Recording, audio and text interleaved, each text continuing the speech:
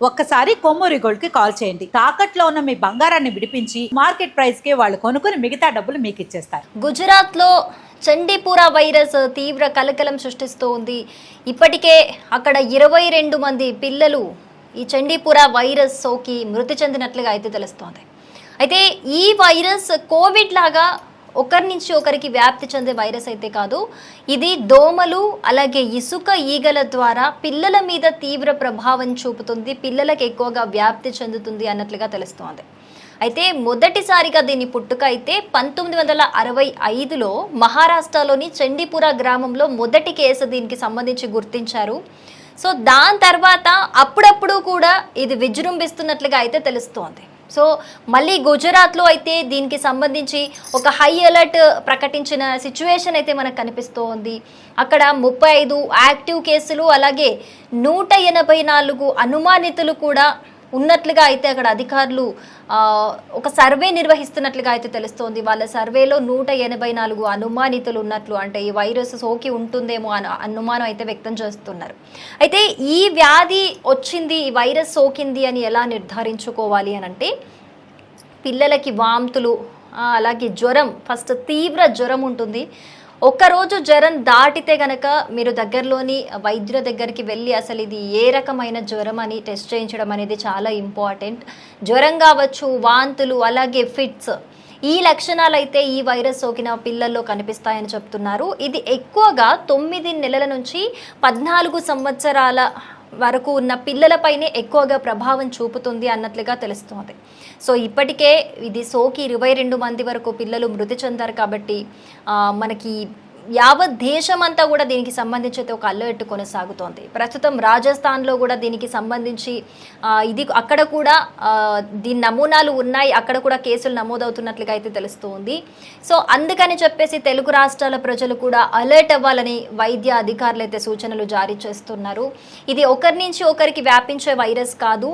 ఎవరైతే గ్రామీణ ప్రాంతాల్లో ఉంటారు, ముఖ్యంగా ఈ పశువులు దొడ్లు ఇవన్నీ ఉంటాయి కదా, అక్కడ ఇసుక ఈగలు అలాగే పంట పొలాల దగ్గర కొన్ని మందులు పిచ్చుకారీ చేస్తారు. అలాంటి ప్లేసెస్లో ఈ దోమలు కావచ్చు, ఇసుక ఈగలు కావచ్చు, ఇవి ఉన్న ప్రాంతాల్లో జనాలు జాగ్రత్తగా ఉండాలి ప్రజలు అని చెప్పేసి వైద్య అధికారులు సూచిస్తున్న పరిస్థితి.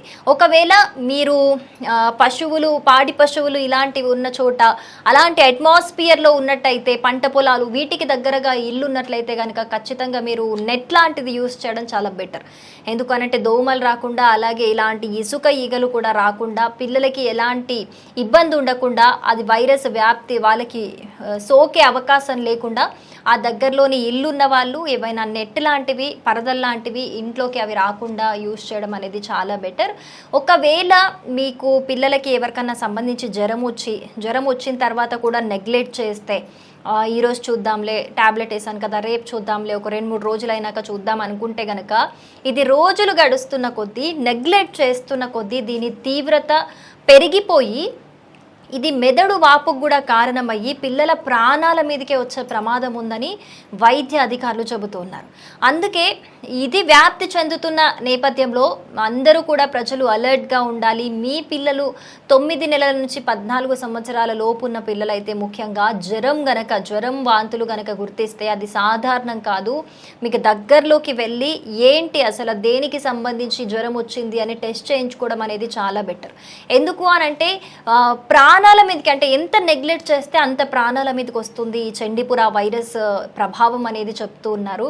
సో తొందరలోనే గుర్తించి 1-2 రోజుల్లో జ్వరం తగ్గట్లేదు అని చెప్పేసి డాక్టర్ల దగ్గరికి వెళ్తే కనుక కరెక్ట్ టైంలో ట్రీట్మెంట్ అనేది అందుతుంది. కరెక్ట్ టైంలో ట్రీట్మెంట్ అందితే ఖచ్చితంగా వాళ్ళకి ప్రాణహాని ఉండదు అని కూడా వైద్య అధికారులు చెప్తున్న పరిస్థితి అయితే కనిపిస్తోంది.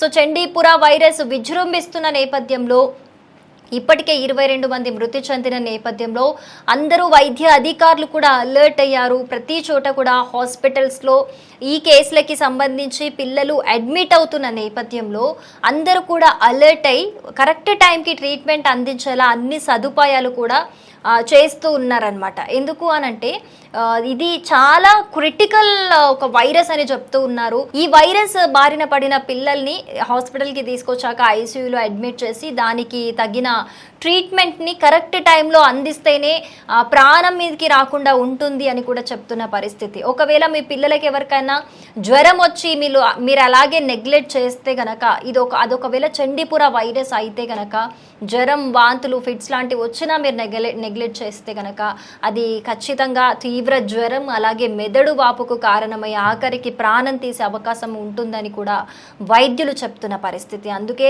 అందరూ కూడా, దేశ ప్రజలందరూ కూడా, ముఖ్యంగా తెలుగు రాష్ట్ర ప్రజలందరూ కూడా, ఇలాంటి గ్రామీణ ప్రాంతాల్లో ఉన్న ప్రజలందరూ కూడా తప్పకుండా అలర్ట్గా ఉండాలని వైద్య అధికారులు సూచిస్తున్నారు.